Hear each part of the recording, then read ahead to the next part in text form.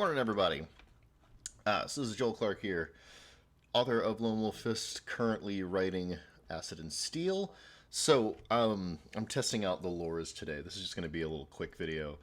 I always say that it's always like an hour, but we're actually going to try to get this one in under like 10 minutes. So basically, what are we doing today?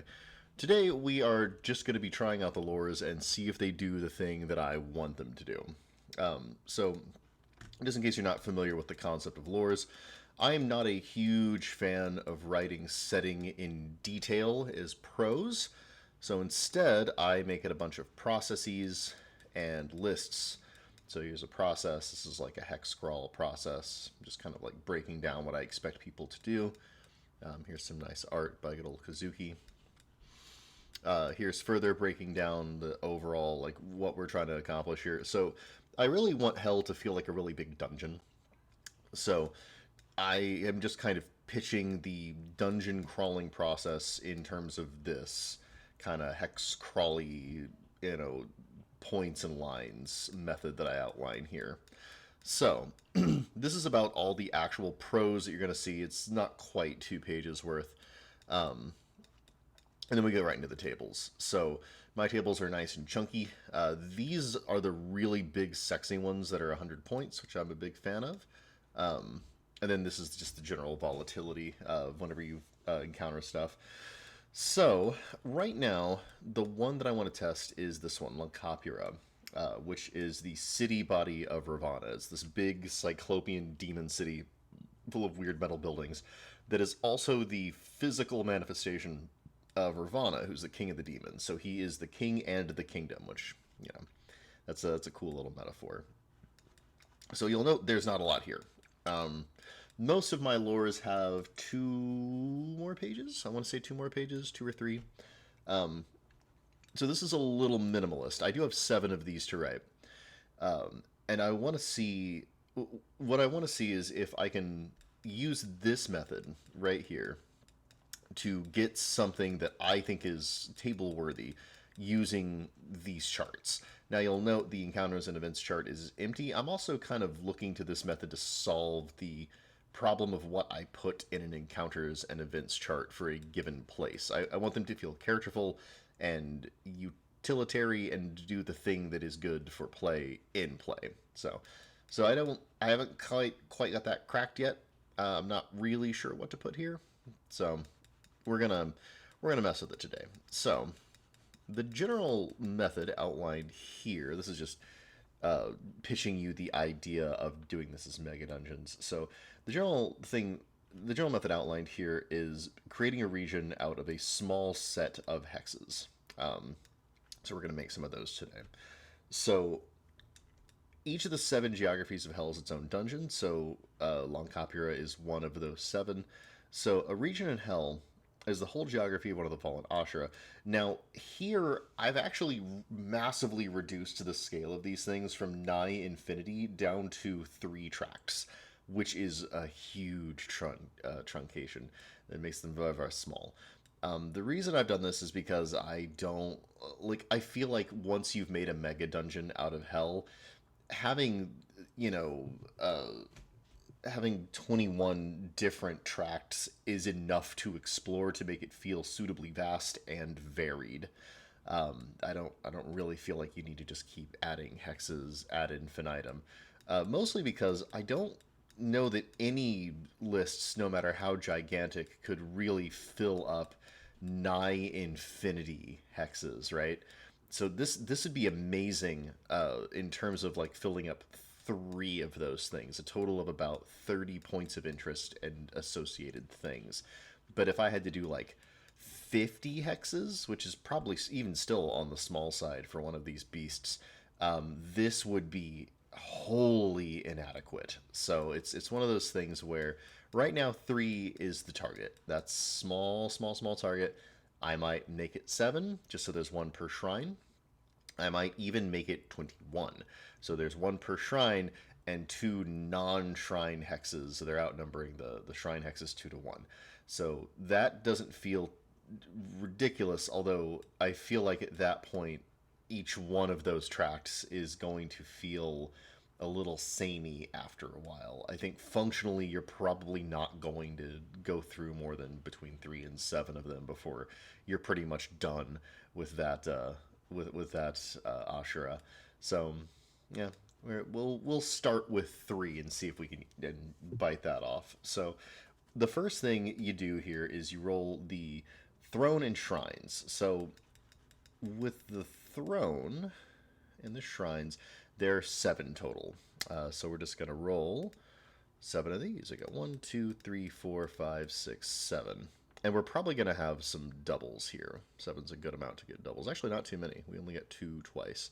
So if we look at these sequentially, we've got, what is that? 8, 7, 1, 2, 5, 2, 4. So right away, we get an interesting result. So the first, I would roll from the top to the bottom. So the top would be the throne, and it will be an acid canal, which is interesting. So the throne is sitting on this giant canal producing acid. I actually really like that. I like the idea that Ravana is like sitting on his throne, or his giant multi-headed demon form is sitting on his throne, and there's just acid just gushing out from beneath him. That is extremely cool. So I like that result quite a bit.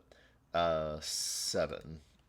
So this is the next chakra down, which I think is air. I want to say it's the air chakra next. So what did I get for this one? I got a 7. Dock to the acid ocean. That actually works really well. You could literally have it like just downriver with from the acid canals. So that's really cool. And the acid ocean is what eventually turns into pandemonium, which is Chong-Chi's form. So that's kind of neat. He's got his advisor right next to him, which I think is cool conceptually. So this is working really well so far. And each one of these is its own place. So this is going to be Hex 1. It's going to have 3 of these things. And there's going to be 2 in the other one. So we got 1 for the next one, which I think is fire. I did not memorize these. And it's a hell market. So that's kind of cool. That's interesting. And I would probably put that dockside, like some kind of dockside hell market. Right away, I think it's neat that they could be trading and shipping things out across the Pandemonium Ocean. So that's really cool. So that works really well. So that's those 3. So that's the first hex. And there's going to be Ravana as his demon lord form. Actually, you know what? I'll get to that when I get to that. You gotta populate these with bosses. So that's the first tract. Very chunky, very thematically cohesive. I like that. The next one is 2 and 5. 2 is a thoroughfare, easy enough, and then 5 is a cyclopean bridge. So having a shrine on a thoroughfare and a bridge works really well. I feel like this one's very travel based. So the shrines are kind of along these bridges and thoroughfares. That's fair enough. So we have another thoroughfare here, and then what's 4? 4 is alien architecture. I love that. So there's a roadside shrine on the way to the alien architecture. This huge cyclopean block or something that's just burning with nefarious energy. So that's really cool. So now we've got all the shrines generated between the 3 different hexes. So roughly 3 tracks containing the shrines split between them. Done. Yeah, so there's 7 fields already, and then each tract contains roughly 10 fields, totaling roughly 30 fields. So we need to roll the remaining fields here.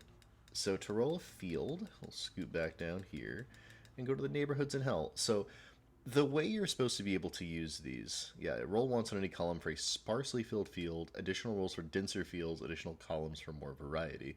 So the way these work is you have 3 different categories that can either exist on their own within a field, or they can combine multiple of the same type within a field, or you can cross categories between fields to make kind of more varied fields.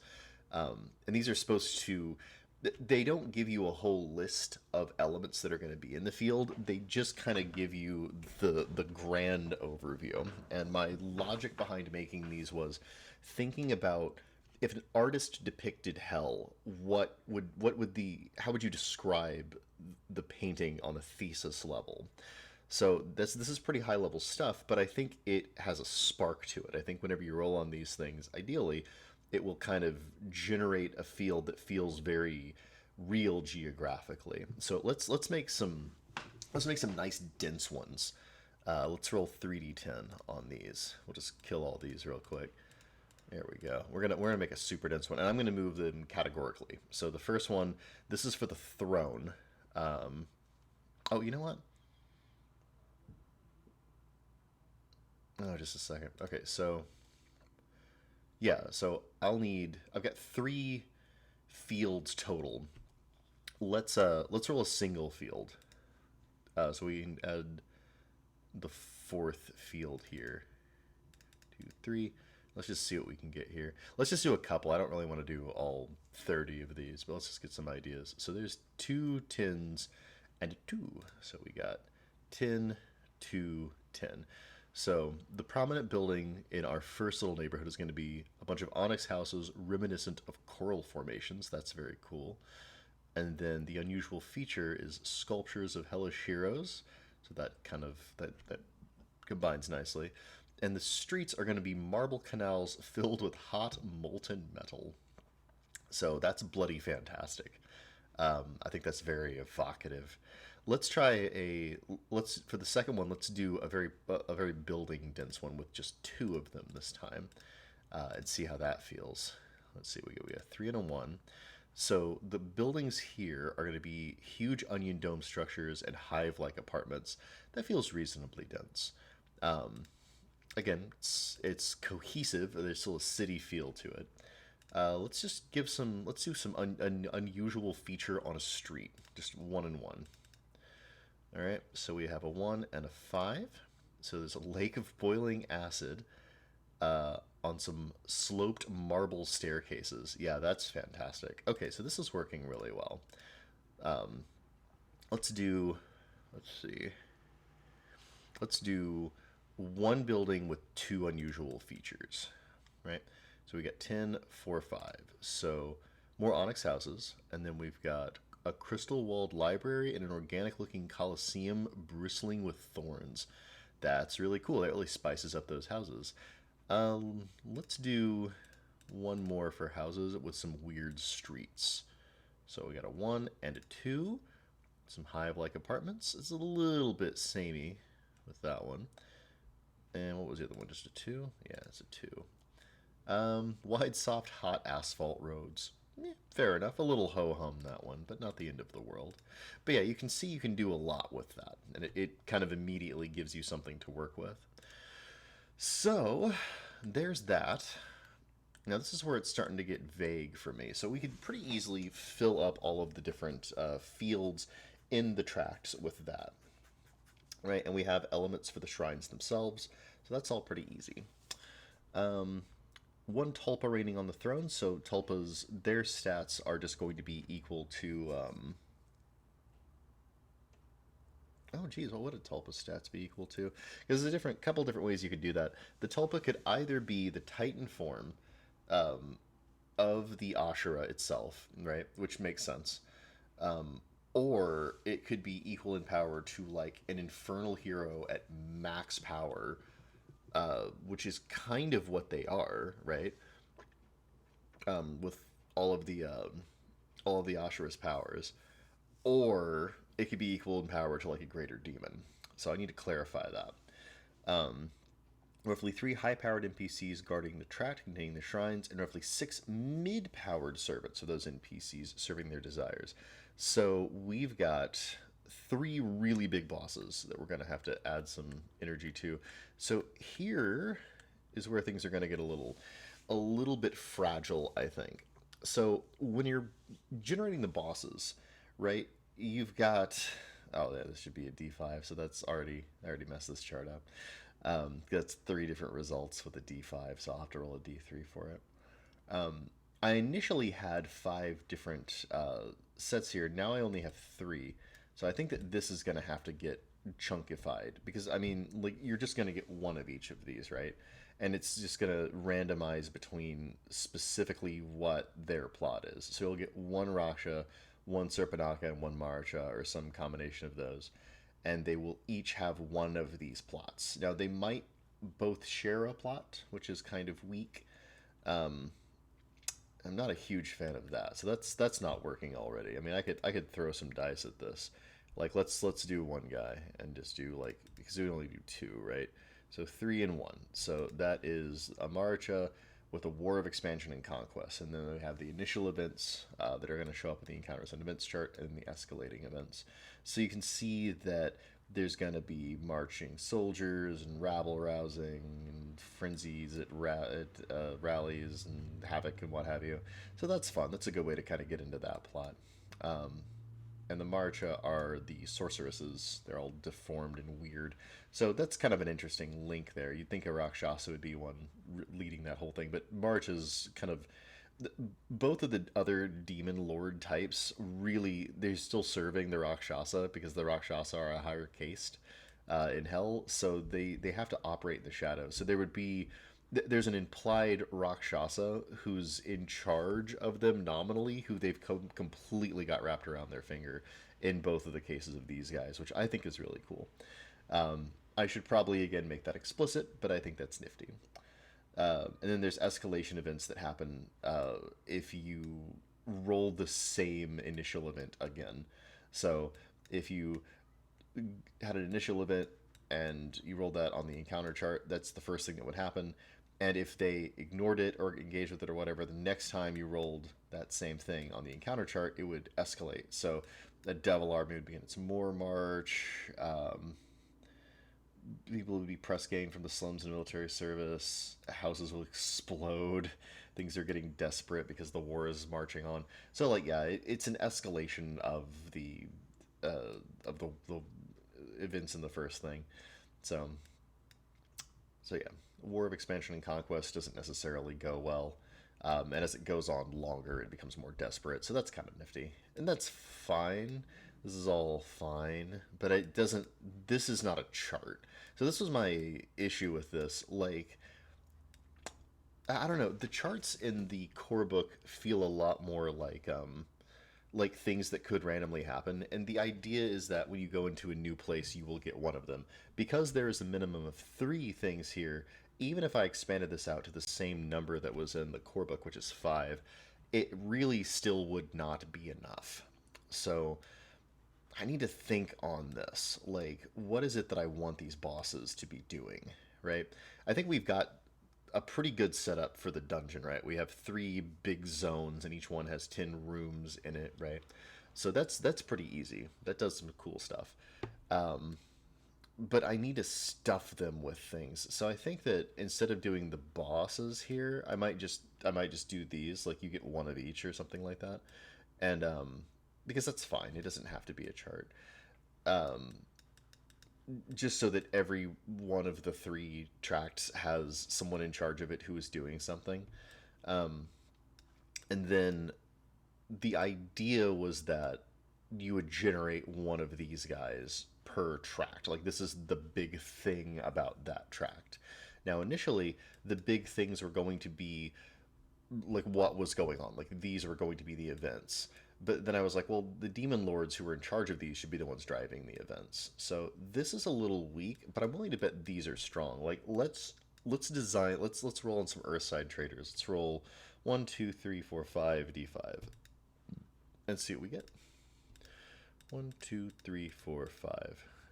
Is there a? Oh, okay. There isn't a way to make d5s, but I can interpret these. Because yeah, 1 and 2 is 1, and then 3 and 4 is 2. So this is a 2. So what would that get us for the Earthside traders? A backwater with some trade goods and some trade mortal goods. Okay, well, fair enough. So this is a pretty low ranked market. So this is probably something that's just starting out, which I like quite a bit. Let's see. This is a 7. Uh, what is that, a 4? Yeah, it's a 4. So NPC 1 would be a sneering financier. I love that. And yeah, I guess 8 would also be a 4. So we'd also have a level-headed craftsman as well. Their particular path to the mortal realm is a 1. So a treacherous swamp path through Yanmoju. So that's the death place where Yama reigns. So I like that quite a bit. And that's another 2. So This one's going to be, oh, it skips over to targeted by a massive army of bandits. So that's really cool. We could also make them undead bandits, which I think is nifty. So they have a way to get to the world with their financier and level-headed craftsman through Yanmoju, but they're having issues with bandits. So this right away, I think, is nifty. If you go into, you know, the uh, this particular hex, it's kind of doing something, right? Like you'll encounter the traders, and this is what's going to be going on with them. And you've already got NPCs there. Another fun thing is I don't know what kind of demons these guys are, but I can find out real quick. I also don't know what their names are. So let's try out the what kind of demon is this. So we're going to roll a D100, and we're going to give that sneering financier a demon type. He is a 15. There we go. Akaname, that's a little cloud person, as I recall. So the sneering financier is a cloud person, so that's really fun. Let's give him a name. Again, D100, and his name is going to be, that's going to be a 05. So Alam Vusha, the Akaname financier. So that's really fun. Okay, so that works pretty good, I think. Let's do the level-headed craftsman. What kind of demon are you, buddy? Let's find out. 94, nice. A Yoki Oni. So a flippin' Oni. That's amazing. And actually, that works really well because the financier is literally above him and he's kind of got his feet on the ground. What's your name, dude? Now, technically, this is a list of Rakshasa names, but I think that's close enough to demons that we can kind of squint. His name is Vike, or Veke, I guess. So good old Veke, the craftsman. I like that. It actually works pretty good, I think. Let's see. Let's put something they want or need in there so we can tempt them into this market. I mean, obviously, it's a really low-ranked market. So, let's see. Healing. Oh, they have something that can heal people there. So that would be actually very useful. We could generate another NPC really quick if we wanted to, that's able to do healing. Or we could make one of those two capable of healing. Like, I'm pretty sure... Oh, goodness. What kind of creatures do healing? I'm sure the Serpanaka do. Something can get Art of the Doctor. Let's see. It's another Yoki Oni. Man, this thing likes generating Onis for me. About 40. What's 40? Doppelganger appears as another type. Roll again. That's cool. I'm glad I did that. Is that another Oni? Oh my god, is it? It is. It's a doppelganger that looks like an Oni. Okay, so there's some fun stuff there. You can make a lot of NPCs. So those work really well. Yeah, and that gives you a reason to get involved with that. Maybe we should put a College of Infernal Philosophy there. Let's see how that looks. So some more D5s. We got 5, 4, 1, 3. So 5 is, let me see, 3. Tutor 1 is a goofball depressive. I'll make him played by Robin Williams. And 4 is what, 2? Spaced out artiste, who I'm going to do is Bob Ross. Let's see, what's their unnatural philosophy? Good old one. Nihilistic positivism. I love these philosophies. Hostile pataphysics, solipsistic jihadism, transcendental sadomasochism, and infernal legal theory. I love infernal legal theory because it's not a contradiction, but it's kind of redundant. All right, and then this is 2. And their political enemy is an almost entirely identical rival school. So that's really fun. I can actually generate another one if I wanted to. What kind of demons would those be? So, okay, I feel like I can do organizations pretty well. I can do individual NPCs pretty well. But the plots are going to be difficult. Daughter of Mara. Oh, that's a good one. What's your name, doll? Let's find out. 14. Bizana. That actually works pretty good. All right. So she's going to be played by Robin Williams, so I'm going to do her as Mrs. Doubtfire. So, okay. Things that work so far. What do we learn from this? These charts rule. I think these all work really, really well. This, as the general Naraka volatility chart, seems like it would be okay. The problem I have is that when I roll on it, like, this summons something from one of these lists, right? And there is a, let me see, 8, 9, 10, and then one more. So there's about a 40% chance that your current chart is going to be the one tapped into, and that leaves a roughly 60% chance that it will not. And I kind of like that. I think it's more likely that something else is nearby. And that kind of mixes it up nicely because you're already enmeshed in stuff that's native to the area, so it's more interesting for something that isn't to show up. The volatility of hell is 5 plus. There's no stability in hell. Chaos is their order. So I did that because I don't want to deal with stability versus volatility. That's more of a thing that works for the world of ashes and ghosts. So I don't think that stability should exist here. Stability makes sense to exist in Babel Kaminar, which is the robot world, because they actually have like a wilderness beyond their boundaries. But the wilderness of hell is literally the king of that area of hell. So okay, so what have we learned? Individual NPCs are easy to make, and this all references back to the bestiary, so it doesn't require a whole lot of work on the GM's part. I like the things players want and need. I think that's a good Spark resource. I think this is probably fine. I didn't really get a chance to test it, and I don't really know what the encounter charts are going to look like in this place. I do think that maybe the encounter charts should point you to these or this, right? Either one of the demon lords or something there. I think that works pretty good. I also might make a brief list of demons that are more native to that place because these you'll notice that the demons aren't specified in these. The reason for that is because these are cosmopolitan organizations that exist within these places. The individual demons in the bestiary already have something that they already have a version of this for them when you encounter them. So if I put them on, if I put the natives on this chart and the organizations on this chart, the natives on this chart are going to have their own versions of this.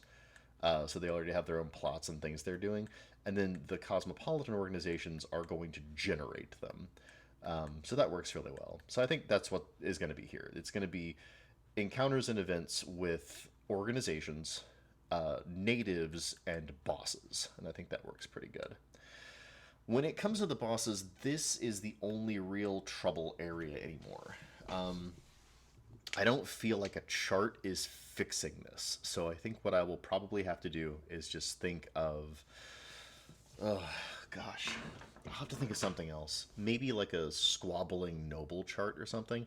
Because a lot of the drama from nobility is that they're constantly like jabbing at each other and getting into tete-a-tetes and things like that. So I think that what I might do is I might take a page from Vornheim, which has like a squabbling noble relationship chart, and use one of those. So that is a great piece of yeah, that's a great it's a great idea. This was half an hour. I did this for 30 minutes. I said I wasn't going to do that. But okay, so yeah, the demon bosses are going to be updated with a squabbling noble chart. That's the next thing, and the encounters and event chart is going to point you towards natives. I need to make a list of the natives for the different sections of hell, and it's going to point you to the organizations. I love it. Okay, I think that'll finish it up. Um, the only last thing is, should I go from 3 hexes to 21 hexes? I think I should. I'm going to update that too. So get ready for those updates in the next lore drop, True Believers. I'm sorry this took 3 times as long as I wanted it to. I hope it wasn't too boring. But now you've kind of seen the process for why it has been taking so long. And I'm glad we went on this journey together. That's close enough to 30 minutes. We're going to call it a day. Thanks again for all of your support. If you want to support me more, I actually have a Patreon in addition to making this with Kickstarters. And you can follow me on a bunch of things. I'm just going to put a bunch of links in this video. And if you just want to click on them or give me a little thumbs up or whatever else you're supposed to do to make this algorithm work, that could really help this game take off. So, that's only helping you. You paid your money for the game, so don't you want to play it? Do all the YouTube stuff. Do all the social media stuff. Help me succeed, and it will help you find players, I promise. There's lots of free goodies for them, so it'll be a win-win. All right, that's enough. Farewell, everyone.